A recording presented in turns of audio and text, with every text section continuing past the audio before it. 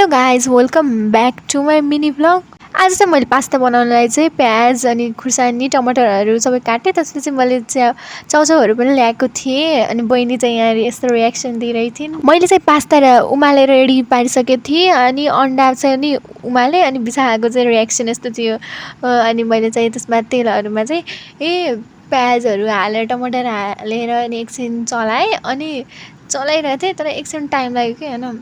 अनि फेरि टमाटर फेरि मजाले पाकेन भने फेरि खाना मिठो लाग्दैन नि त। मलाई फेरि यस्तो ग्रेभी टाइपले बनाएको मात्र मिठो लाग्छ। अनि चाहिँ बिसाहाले चाहिँ अब अन्डा पाकिसकेको थियो कि त्यही भएर त्यसले खोकी थिएँ अनि मैले फेरि पास्ताहरू हालेर फेरि चलाएँ उरे अनि त्यसको चाहिँ मलाई त कस्तो बेसार कम हाल्यो जस्तो लाग्थ्यो। एकछिन फेरि त्यहाँबाट बिसाहाले फेरि अन्डा पनि फ्राई गरिदिनु पऱ्यो अरे अनि त्यही भएर मैले तेलहरू हालेर फेरि त्यो उसिनेको अन्डालाई चाहिँ फ्राई गरिदिएँ। यसरी चाहिँ धेरै केटाकेटी रुचाउँछन् अनि मैले सबै भागमा राखेर अनि सबैलाई दिएँ। र आजको लागि यति नै। हामी फेरि अर्को भिडियोमा आउनेछौँ। Thank you so much for watching. By.